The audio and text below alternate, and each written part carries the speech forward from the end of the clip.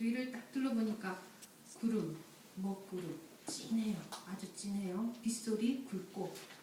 그러면서 이제 주위를 다시 한번 쭉 보니까 저쪽 하늘 한쪽에 황금빛 노을이 보여요.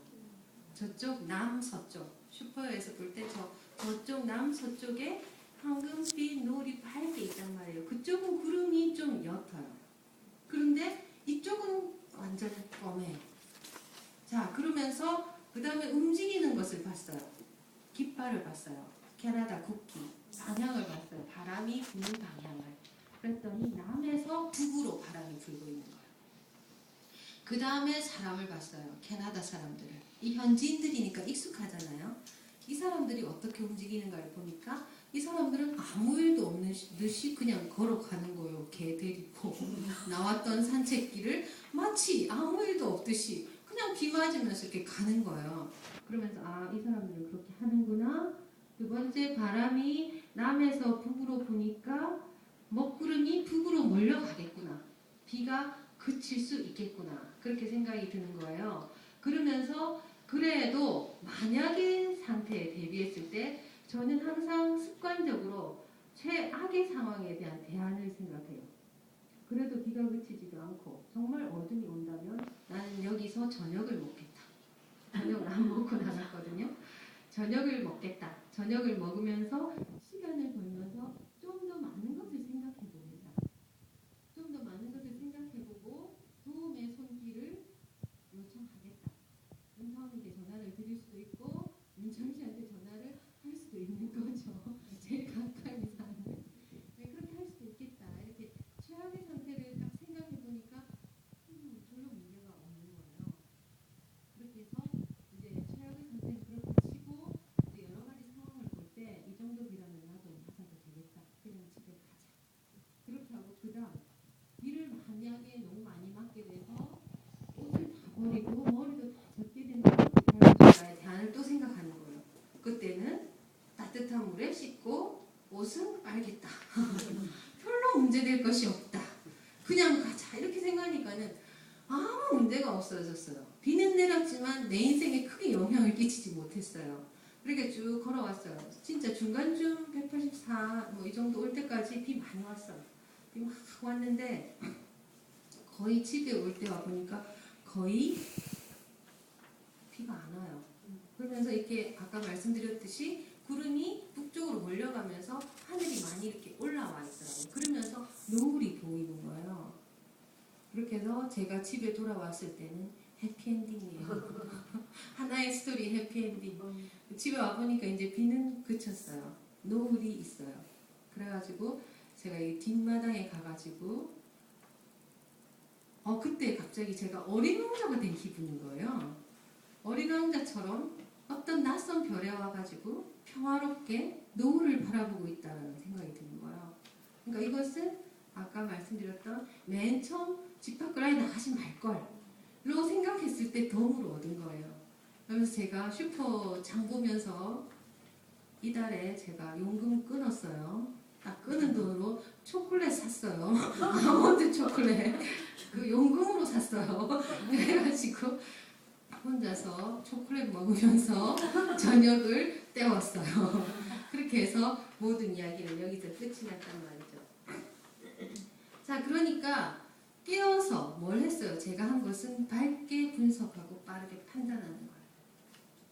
그렇죠? 그래서 제가 아까 보고 봉독 시간에 그 정전의 사리연구창을 읽었는데 사실은 우리가 삼합 안에 다 있어요.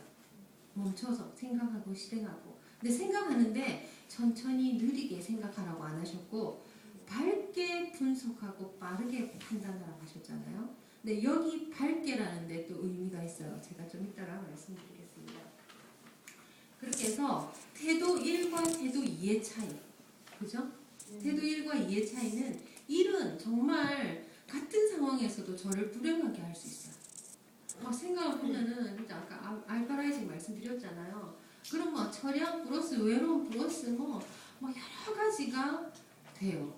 그렇게 되는데 두 번째를 선택했기 때문에 저는 또 다른 이런 유사한 상황에 대한 대비책도 생겼고 그 다음에 이런 어떤 상황에서라도 내가 대처할 수 있구나 하는 것을 스스로 또 알게 됐어요. 그렇게 되면 이게 성공 경험이라는 게 쌓여요. 그러면은 그 다음에 좀 더 우리가 진취적이고 적극적인 행위를 할 수 있게 되거든요. 그렇게 하고 덤으로 아름다운 노을을 감상할 수 있는 것을 얻었어요. 그래서 우리가 인생을 살아갈 때 어떠한 태도를 가지느냐는 것이 너무나 중요하다는 거예요. 그런데 아주 중요한 것도 있어요. 제가 그렇게 최악의 상태를 대비할 수 있었던 것은 제가 산책을 나가기 전에 휴대폰, 카드, 현금 다 가지고 나갔어요. 우산 안 가지고 나갔어요. 돈 가지고 나갔어요. 카드도 가지고 나갔고 전화기도 가지고 나갔단 말이죠. 그래서 참 돈, 이거 제가 다음에 한번 말씀드리려고 해요. 돈은 태평양도 건너고 마지막 상태에 대해서도 최악의 상태에 대해서도 대비할 수 있는 어떤 힘을 가지고 있는 것 같아요. 그래서 우리가 평상시에 이 준비가 그죠? 어떤 특수한 상황, 특히나 어려운 상황을 만났을 때 우리로 하여금 굉장히 담담하게 또는 평안하게 그 최악의 상태까지 대비할 수 있게 해준다. 그렇기 때문에 준비 공부와 직면하는 공부 두 가지를 해야 되겠다. 그런 생각이 들었어요. 그래서 우리가 평소에 여유 있게 공부를 통해서 준비 공부를 하고 그리고 일을 당해서는 걱정하거나 후회하거나 그렇게 두려워하지 말고 뭐 하라? 직면하라는 거예요. 직면. 그래서 제가 지난 시간도 그렇고 제가 기도 드릴 때도 항상 우리들이 불필요한 고통으로부터 자유롭고 그죠? 불필요한 후회나 걱정과 두려움 이런 것들로부터 자유롭고 그 하라는 거죠. 자유롭고 직면하라는 거죠. 왜냐하면 우리 인생은 어떤 분은 주식시장에 비교를 했더라고요. 주식 하루도 12번씩 오르락내리락 하잖아요. 주식시장에 비유를 하셨고 또 어떤 분은 인생의 파도 타기에 비유를 하셨어요. 바람 잘 나오는 파도. 그죠? 파도는 늘 불어오잖아요. 그렇기 때문에 우리들이 그 파도에 두려워하고 걱정하고 남들 그 파도에 휩쓸리거나 주식 오르락내리락 하는 거 보면은 우리에게도 닥칠지 모른다는 것 때문에 누구나 걱정을 하게 돼요. 그죠? 그런데 어떻게 하자고? 직면하는 평상시에 약간의 준비 이 준비가 정도를 넘으면 걱정이 되는 거죠. 그래서 계속 말씀드리는 밸런싱 그러니까 균형 감각을 갖는 거예요.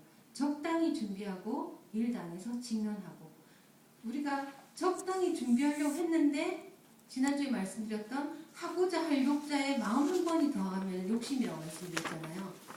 적당하게 준비하려고 생각하다가 이것이 정도를 넘으면 걱정이 된다는 거죠. 그렇기 때문에 그 균형 감각을 가지는 것이 굉장히 중요하다. 그래서 대종사님께서도 일이 없을 때에는 일이 있을 때 할 것을 준비하고 일이 있을 때에는 없을 때 신경을 가지고 하라고 말씀드렸단 말이죠. 그래서 준비가 없으면은 일을 당해서 상황 전도하기가 쉽고 또 일 있을 때 없을 때 신경을 가지지 못하면 판국에 얽매인 사람이 된다라고 말씀하셨어요. 그러니까는 그 두 가지를 균형 있게 우리가 가지고 간다면은 직면에서 해결도 할 수 있으면서 평상시에도 평화롭게 살아가는 수가 있다. 그래서 우리의 직면을 막는 요인이